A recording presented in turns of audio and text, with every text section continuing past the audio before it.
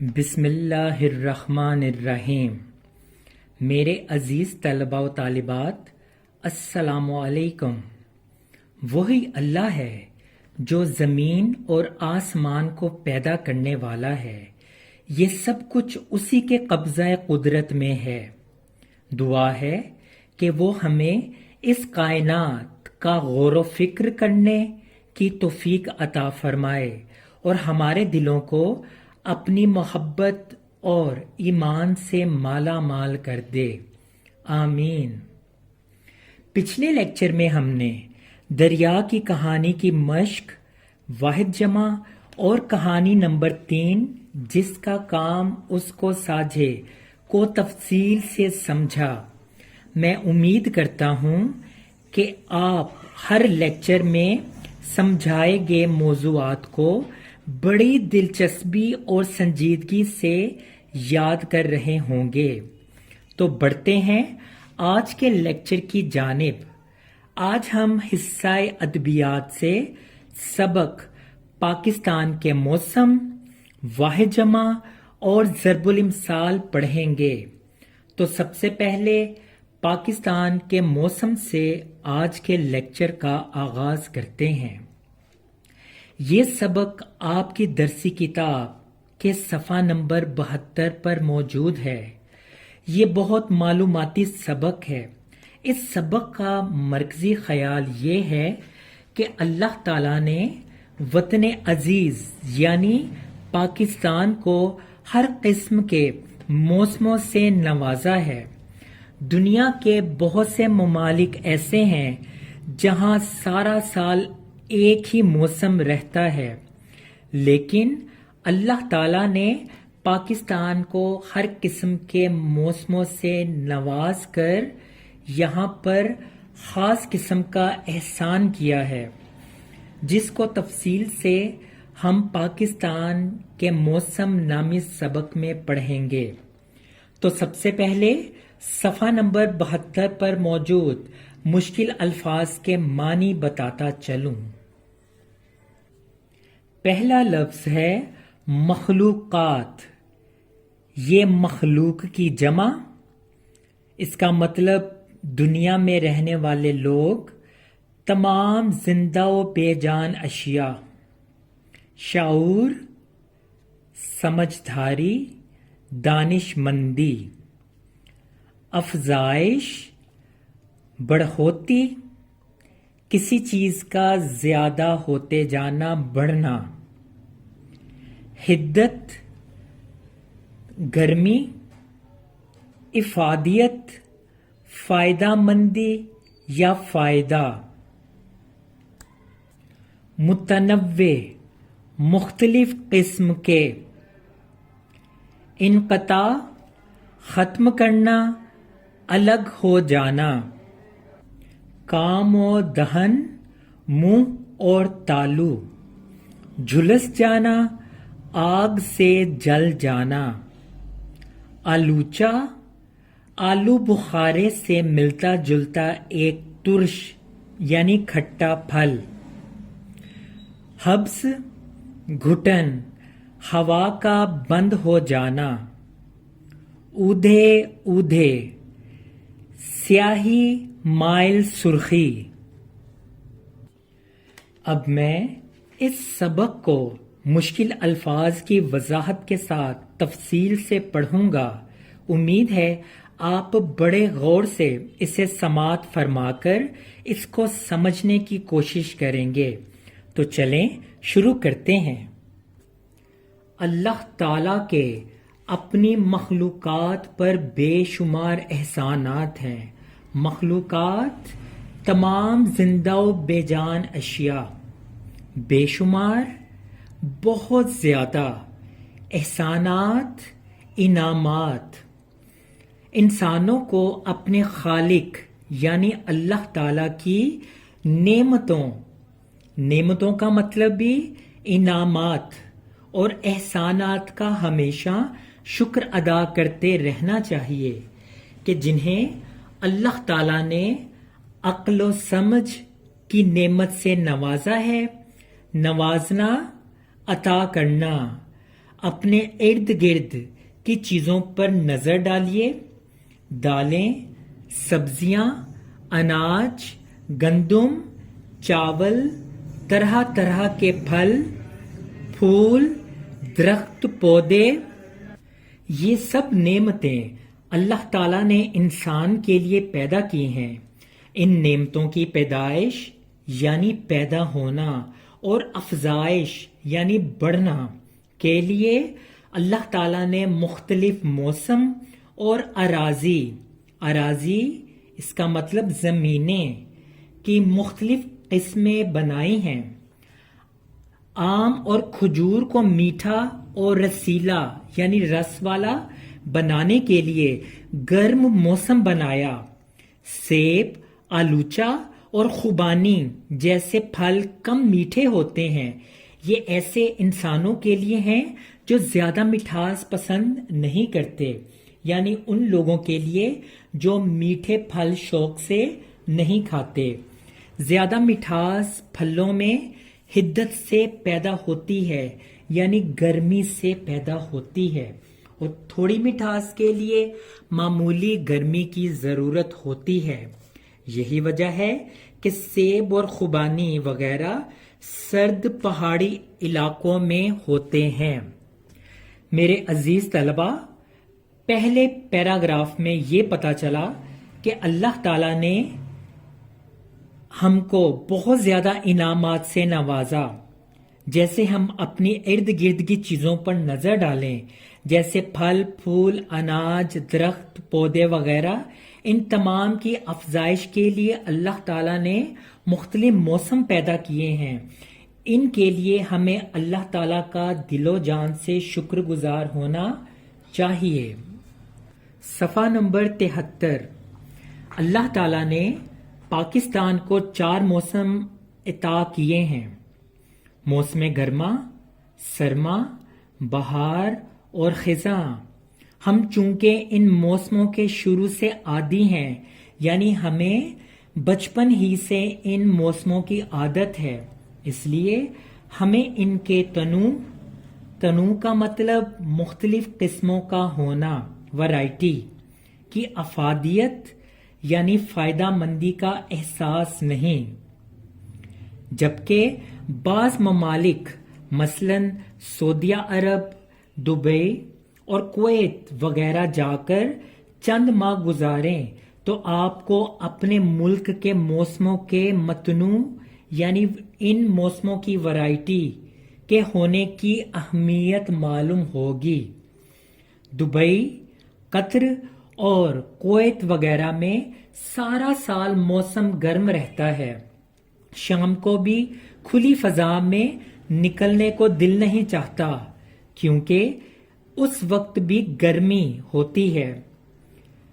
Malaysia اور Indonesia میں دیکھا جائے تو 12 مہینے بارش ہوتی رہتی ہے، جس کی وجہ سے دبئی اور قطر جیسی گرمی تو نہیں ہوتی، لیکن حبس یعنی گھٹن ایسی چیز پیدا ہو جاتی ہے. پنکھے کے نیچے پسینہ خشک نہیں ہوتا. انگلستان میں سارا سال سردی پڑتی ہے، برف باری ہوتی ہے یا پھر بارش برستی رہتی ہے. مسلسل سردی کے سبب وجہ سے وہاں کے اکثر باشندے یعنی رہنے والے ان کے جوڑوں میں درد ہونے لگتا ہے. وہاں گھر سے نکلتے وقت برساتی یعنی ہر وقت وہ اپنے پاس چھتری لیے رکھتے ہیں کیونکہ بارش کا کوئی وقت نہیں ہوتا کہ کوئی گھر سے باہر نکلے اور بارش شروع ہو جائے اور آپ سر سے پاؤں تک بھیگ کر ٹھٹھرنے لگیں، کانپنے لگیں. آپ نے وہ ضرب المثل یعنی کہاوت سنی ہوگی کہ گھر کی مرغی دال برابر. مطلب اس ضرب المثل کا یہ ہوا کہ جو نعمت عام ہو، آسانی سے میسر ہو، اس کی قدر نہیں ہوتی. یہ ہمیں موسموں کی طرف اشارہ کر کے یہ بات بتاتی ہے. ایک زمانہ تھا ہمیں بلا انقطاع یعنی بغیر روک رکاوٹ کے بجلی میسر تھی. تب ہم نے کبھی سوچا بھی نہیں تھا کہ یہ کتنی بڑی نعمت ہو جائے گی.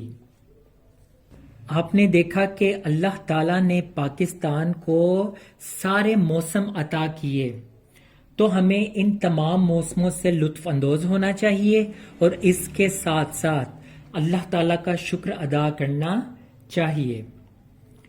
بڑھتے ہیں نئے پیراگراف کی جانب. ہر موسم اللہ تعالیٰ کی ایک نعمت ہے، ایک انعام ہے. موسموں کا بدل بدل کر آنا جو لطف دیتا ہے یعنی مزہ دیتا ہے، اس کی تو بات ہی کچھ اور ہے. موسم گرما کا اپنا لطف مزہ ہے. کلفیاں، فالودے اور شربت سے لطف اٹھایا جاتا ہے. لیموں کی میٹھی یا نمکین سکنجبین کے مزے اڑائے جاتے ہیں. آم کھائے جاتے ہیں. خربوزے اور تربوز اپنی بہار دکھاتے ہیں. بچے بڑے مزے مزے سے مختلف ذائقوں کی آئس کریم کھاتے ہیں. گھنے درختوں کے نیچے بیٹھ کر کھلی ہوا کا لطف اٹھایا جاتا ہے. ابھی موسم گرما جوبن پر ہوتا ہے، عروج پر ہوتا ہے کہ بادل آ جاتے ہیں، تیز ہوائیں چلنے لگتی ہیں اور دیکھتے ہی دیکھتے آسمان پر سیاہ یعنی کالے رنگ کے بادل چھا جاتے ہیں. کبھی تیز تو کبھی ہلکی بارش شروع ہو جاتی ہے جو بعض اوقات 4-4 5 دن جاری رہتی ہے. گلیاں اور بازار بارش کے پانی سے ندی نالے بن جاتے ہیں. جامن اور فالسا بیچنے والوں کی صدائیں یعنی آوازیں بلند ہونا شروع ہو جاتی ہیں. اس بھیگے بھیگے موسم میں پکوڑے بڑا لطف اور مزہ دیتے ہیں. چنانچہ ان کے تلے جانے کی خوشبو سے سارے گھر مہک اٹھتے ہیں، یعنی ان کی خوشبو ارد گرد پھیل جاتی ہے. بارش اپنا رنگ دکھا کر موسم گرما کو برسات کا چولا پہنا دیتی ہے. چولا لباس یعنی اس کے ساتھ ہی موسم برسات شروع ہو جاتا ہے. ستمبر کے آخر تک گرما اور برسات مل جل کر چلتے ہیں. کبھی کڑاکے کی تیز دھوپ، کڑاکے تیز تر، کبھی موسلا دھار بارش، موسلا دھار لگاتار. ستمبر کے آخر میں موسم آہستہ آہستہ پلٹا کھانا شروع کر دیتا ہے، بدلنا شروع ہو جاتا ہے. ہوا میں خنکی آ جاتی ہے، نمی، ٹھنڈک. نومبر میں سردی کا آغاز ہو جاتا ہے. گرمی اور سردی کے درمیانی موسم کو خزاں کہتے ہیں. گرمی درختوں اور پودوں کو بڑھنے میں مدد دیتی ہے. برسات سے سرسبزی یعنی پتوں کا سبز ہونا اور ہریالی میں اضافہ ہوتا ہے. ہر طرف پانی نظر آتا ہے یا ہریالی. خزاں کی آمد آنے سے سبزے اور پودوں کی افزائش یعنی ان کی نشوونما رک جاتی ہے. جیسے جیسے خزاں اپنا رنگ جماتی ہے، اپنا آپ دکھاتی ہے، پتوں کا رنگ زرد پڑتا جاتا ہے یعنی پیلا ہوتا جاتا ہے. پھر ایک وقت ایسا آتا ہے کہ وہ کمزور پڑ کر شاخوں سے جھڑ جاتے ہیں، ٹوٹ جاتے ہیں. خزاں کے بعد جب سردی کا زور شروع ہوتا ہے تو درختوں پر پتوں کے نام کی کوئی شے باقی نہیں رہتی، یعنی درختوں پر صرف شاخیں نظر آتی ہیں، پتوں جیسی کوئی چیز آپ کو نظر نہیں آئے گی. ان کے تنے اور شاخیں ایسی بدصورت نظر آتی ہیں جیسے جھلس کر رہ گئی ہوں. جھلسنا جیسے آگ سے جل جانا. سردی کی ٹھنڈی ہوا درختوں کے حق میں جھلسا دینے والی لو سے بھی بدتر ہوتی ہے۔ لو بہت زیادہ گرم ہوا کا چلنا جس سے آپ کی جلد بھی اثر انداز ہو سکتی ہے، بدتر ہونا اس سے بھی برا ہونا۔ موسم سرما درختوں، پودوں اور پتوں کے ساتھ جو سلوک بھی کرے، لیکن گرمی کی لو اور برسات کی حبس کے مارے ہوئے انسان اس کا بہت خوش دلی سے استقبال کرتے ہیں۔ خوش ہو کر باریک کپڑے صندوقوں اور الماریوں میں رکھ دیے جاتے ہیں اور موٹے اور گرم کپڑے نکال لیے جاتے ہیں۔ انگیٹھیوں اور ہیٹروں کا استعمال شروع ہو جاتا ہے۔ لوگ لحافوں میں دبک جاتے ہیں۔ لحاف رضائیاں، دبک جانا، چھپ جانا۔ پستہ، بادام، اخروٹ اور چلغوزوں کا استعمال عام ہو جاتا ہے۔ جو کم آمدن والے یعنی کم کمائی والے لوگ ہوتے ہیں یہ مہنگی چیزیں نہیں خرید سکتے، وہ گرم خستہ چنوں، خستہ تازہ اور مونگ پھلی سے کام و دہن کی توازن کرتے ہیں، یعنی ان سے لطف اندوز ہوتے ہیں۔ اللہ بڑا کریم اور مہربان ہے، اس نے ایسی سستی اشیاء بھی پیدا کی ہیں جو اپنی غذائیت اور افادیت فائدہ مندی میں مہنگی اشیاء سے کسی اعتبار سے کم نہیں، ان کے مقابلے میں کسی طور سے کم نہیں۔ سردیوں میں بھنی ہوئی اشیاء کھانے اور یخنی پینے کا اپنا لطف ہے، اپنا مزہ ہے۔ اللہ تعالیٰ نے پاکستان کو مختلف موسموں کے ساتھ اراضی زمینیں بھی متنوع عطا کی ہیں، یعنی مختلف قسم کی زمینیں ہمیں عطا کی ہیں۔ پنجاب اور سندھ کا بیشتر زیادہ تر علاقہ زرخیز یعنی ہریالی والا اور میدانی ہے، یعنی جہاں میدان ہی میدان ہے، اور بلوچستان، گلگت، بلتستان، خیبر پختونخوا کا علاقہ پہاڑی اور پتھریلا ہے، یعنی پتھروں والا ہے۔ یہاں ایسے بلند و بالا یعنی اونچے پہاڑ ہیں جن کی چوٹیاں سارا سال برف سے ڈھکی رہتی ہیں، یعنی ان کی چوٹیاں برف میں چھپ جاتی ہیں۔ موسم سرما میں اگر آپ کا دل برف باری دیکھنے کا خواہش مند ہو تو آپ پنجاب کے پہاڑی علاقے مری کے علاوہ خیبر پختونخوا کے علاقے نتھیا گلی یا بلتستان کے شہر سکردو جا سکتے ہیں۔ دور دور تک ریت دیکھنے کی آرزو ہو تو پنجاب کے جنوبی علاقے چولستان یا سندھ کے صحرا تھر کی طرف چلے جائیے۔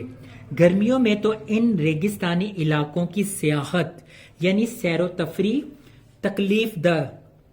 تکلیف دینے والی ہوگی، البتہ سردیوں میں یہاں موسم معتدل ہوتا ہے، اعتدال والا، درمیانہ، نہ سردی نہ گرمی۔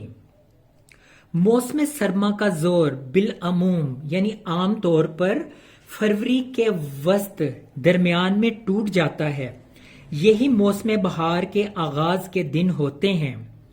مارچ کے آخر تک عام طور پر موسم میں اعتدال رہتا ہے، درمیانہ موسم رہتا ہے۔ اپریل میں پھر گرمی پڑنا شروع ہو جاتی ہے۔ پاکستان کے زیادہ تر علاقوں میں بہار کا موسم مختصر عرصے کے لیے آتا ہے، لیکن اس کے آنے کے ساتھ ساتھ طرح طرح کے رنگوں اور خوشبوؤں کے پھول ہر طرف اپنی بہار دکھاتے نظر آتے ہیں۔ بہار میں باغوں اور پارکوں کی رونق اپنے عروج پر ہوتی ہے، اپنے جوبن پر ہوتی ہے، اور علامہ محمد اقبال کا یہ شعر بے اختیار زبان پر آ جاتا ہے، یعنی علامہ اقبال کا یہ شعر اس منظر کی بھرپور عکاسی کرتا ہوا دکھائی دیتا ہے۔ پھول ہیں صحرا میں یا پریاں کتار اندر کتار، اودے اودے نیلے نیلے پیلے پیلے پیرہن۔ یعنی اس موسم میں باغات میں پھول ایسے کھلے ہوتے ہیں کہ جیسے پریاں مختلف لباسوں میں ملبوس ہو کر کتاروں میں کھڑی ہوں۔ ان پھولوں کا رنگ نیلا، پیلا، سیاہی مائل سرخی کی مانند ہوتا ہے، جو دیکھنے میں آپ کی آنکھوں کو لبھاتا ہے۔ دل چاہتا ہے کہ اس نظارے کو دیکھتے ہی رہیں۔ اللہ تعالیٰ نے پاکستان کو موسموں کا ایسا حسن اور زمین کو ایسا تنوع پھیلاؤ بخشا ہے کہ یہاں ہر فصل پیدا ہوتی ہے، ہر طرح کی آب و ہوا پائی جاتی ہے، اور دنیا کی کون سی ایسی نعمت ہے جو یہاں موجود نہیں۔ اس لحاظ سے ہمیں اللہ تعالیٰ کا دل و جان سے شکر ادا کرنا چاہیے کہ ایک طرف اللہ تعالیٰ نے ہمیں آزاد ملک پاکستان دیا، اور دوسری طرف اس پاکستان میں ہمیں ہر طرح کا موسم عطا کیا، جس کو ہم سارا سال گھر بیٹھ کر محسوس کر سکتے ہیں۔ یعنی گرمی کا موسم، سردی کا موسم، خزاں کا موسم، بہار کا موسم اور برسات کا موسم۔ ہم واقعی خوش قسمت ہیں، اور اس سلسلے میں ہمیں چاہیے کہ ہم اللہ تعالیٰ کا شکر ادا کریں۔ اب چلتے ہیں ضرب المثال کی جانب۔ جیسا کہ آپ جانتے ہیں کہ آپ کی کتاب اردو قواعد و انشاء میں کل 40 ضرب المثال ہیں۔ ان میں سے 30 ہم نے 10 کر کے پچھلے 3 لیکچرز میں سمجھے۔ اب آخری 10 کی باری ہے، لہٰذا آج میں 31 تا 40 ضرب المثال کو ان کے مطالب کے ساتھ بیان کرتا جاؤں گا۔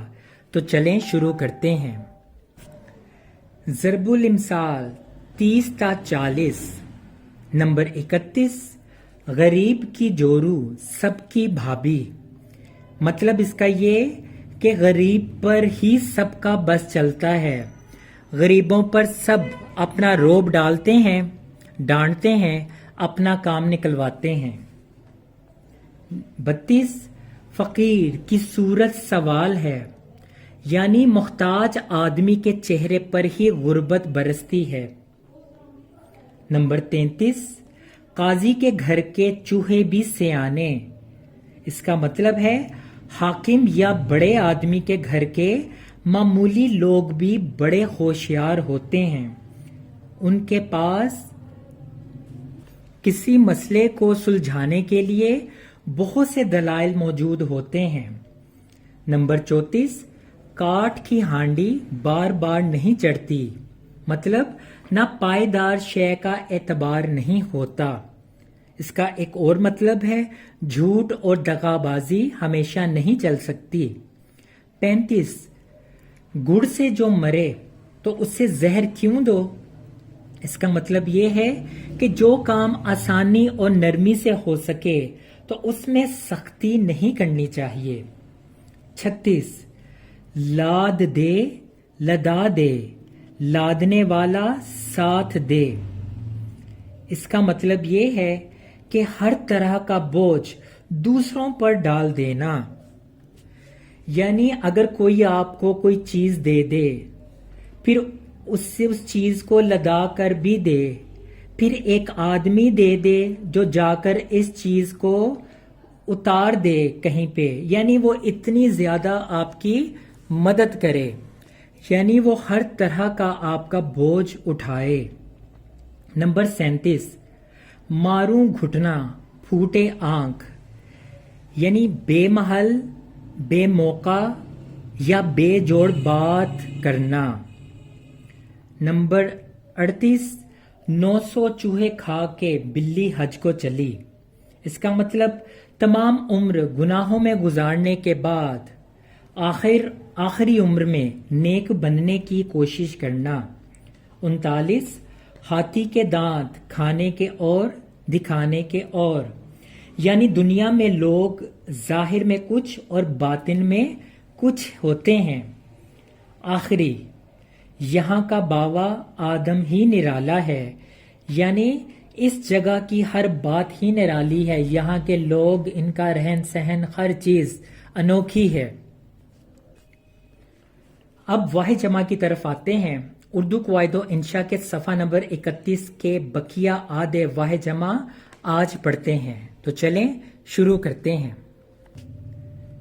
پہلا واحد ہے سلف، اس کی جمع اسلاف، سابق سوابق، سبق اسباق، صلاح اصلاح، شقی اشقیا، شرط شرائط، شغل اشغال، شیخ شیوخ، شعر اشعار، صورت سور، صحابی صحابہ، صاحب اصحاب، صوت اصوات، ضمیر ضمائر، طبیعت طبائع، طریقہ ترک، طبیب اتباع، طرف اطراف، طبقہ طبقات، طور اطوار، علت علل، عنصر عناصر، عزیز عزا، عاقبت عواقب، عارضہ عوارض، عجیب عجائب، عالم علماء، عقیدہ عقائد، عزیمت عزائم، عبد عباد، عامل اعمال، عبادت عبادات، عندلیب انادل، عیب ایوب، غریب غربا، غنیمت غنائم، غلط اغلاط، غزوہ غزوات، فضیلت فضائل، فرقہ فرق، فلک افلاک، فتح فتوح، فتنہ فتن، فاضل فضلہ۔ یہ تو تھا آج کا ہمارا لیکچر۔ انشاءاللہ نئے لیکچر کے ساتھ آپ کی خدمت میں دوبارہ حاضر ہوں گا۔ تب تک اللہ حافظ، اللہ نگہبان۔